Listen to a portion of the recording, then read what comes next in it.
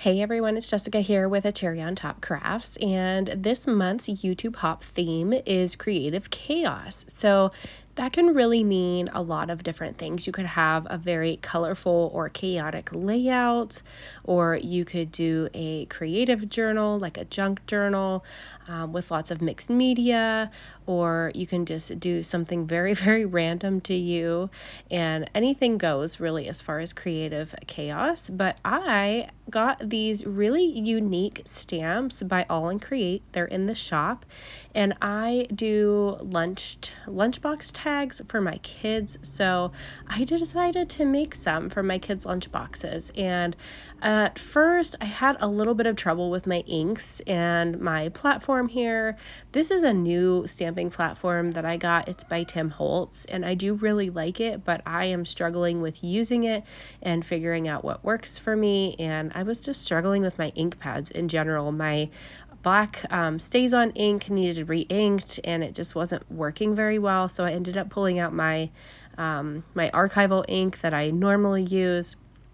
But I was trying to play around with this and see which ink works better for me when I color in the stamps with Copic markers, because sometimes when I color them in, they seem to bleed, and that's not what I want, and that's not what archival ink is supposed to do, but that's what I usually use. So I thought I would try the StazOn and see if it worked any better, and so I was trying to get it to work, but it wasn't working out very well. So I just went back to my normal stamping pad here underneath. This is just a So Easy stamp foam pad that I put underneath when I'm stamping, and I just stamp the various elements. They're not perfect, but it's okay, because these stamps in general are kind of different and wild and crazy, so it's okay if they're not perfect. So I am just stamping 4 different ones. I have these cute little stamps that I got from the shop that are about pears and apples and carrots and different things. So I got 5 different ones, but I'm just using 4 for today for this video. So I have cut out some tags here to anchor them to. These tag dies, I'm just running through my Big Shot machine. They're from my stash, and I just cut 4 of them out of the Homegrown collection by Simple Stories, and I'm just using my paper trimmer here by Tim Holtz. I love this guillotine paper trimmer. It's really, really smooth when it cuts, and it's one of my favorites. And I love to use it for smaller projects like this. So I've just cut my tags out of that Homegrown collection from various pattern papers, and then I'm going to mat these little stamps onto my tags. And I'm just cutting these down to the size that I want. I think they ended up being 4 inches long. I can't remember exactly what size they are wide, but I think they ended up being 4 inches long. So I'm just trimming them all down to the same size, and then I'm going to mat them onto my tags, and I'm going to color them in with my Copic markers. So they're going to be super fun, and I love to write little notes on the backs of them for my kids, for when they open up their lunchbox, they see a sweet little note in there. So I've got them all cut down at this point. I'm going to go ahead and pull out some of my Copic markers. These are the Copic sketch markers. I have a bunch of these, and I'm just going to pull out various shades and start coloring these in. Of course, I'm using various shades of red to color in my little tomato one, and then I've got pear and orange and carrot as well. So I am going to color all of these in. I'm not going to make you watch me color in every single one, because it does take some time to get these colored in and blend all the colors together nicely.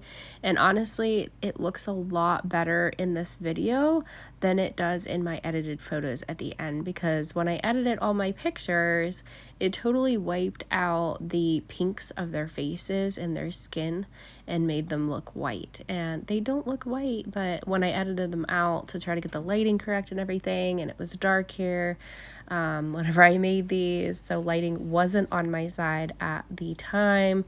And I don't complain about it a whole lot. I usually just use my studio lights, and whatever it is. But this time my studio lights weren't going to my best interest. So I really struggled with the editing in the end. And you can see my little girl is stealing my markers. There it's back.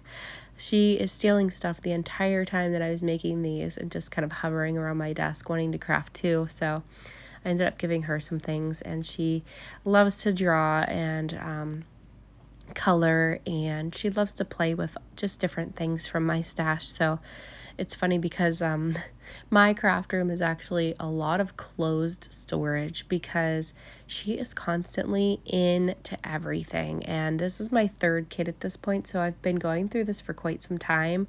And each kid just seems to love scrapbook supplies and especially loves my little container of twine. And she has managed at this point in her little life, she has managed to figure out how to open the container of twine. It's just one of those snap containers, and she can open it now. And I find sometimes when I'm just in my element and I'm scrapping away, I look down behind me and see her just all wrapped up in all my twines. So they are just one big balled up mess at this point, and I'm okay with that, and she's having fun and everything, but it's just, she's into everything. So I have to keep everything closed up and really watch what she's into now at this point, or she's just constantly stealing my stuff. Like I find my little adhesive bottles across the room, or some of these markers she stole and put into her little ride-on toy that's in here. It has like a lift-up seat. So I found some of my markers in there. So I'm always finding my craft supplies just randomly throughout the room because she likes to move them around. So I'm just going to continue coloring this guy in, and then I'm going to work on coloring the rest of these, and then I'll speed this up so you don't have to watch the rest of them. But they turn out pretty cute, and I really, really like how they turn out. And then I ended up distressing the edges of all of the white cards so that I had a little bit more interest in them and just made them a little bit more special. So I'm just roughing up these edges. If you don't have one of these edge distressors, you can also use your fingernails or the edge of your scissors too. So I'm just gluing them down. Baby girl is here still stealing everything from my desk. I'm going to go ahead and put my little design topper on there. That's from the die set that I used. And there's my little finished ones. I actually went ahead and did some machine stitching around the entire tag just to make it a little bit more sturdy. It seems to really help, and it does make them look a little bit cuter and more finished as well. So I have the backs of them here. I'm grabbing my archival ink. I'm just going to stamp I love you on the back with a stamp from my stash. And then if I want to write something else beside it, I can totally do that. So I'm just going to finish these off by grabbing some twine from my stash as well. I'm going to actually link all of this below. Everything that I've used today, I'll link below in case you want to grab anything in stock from the Cherry on Top shop.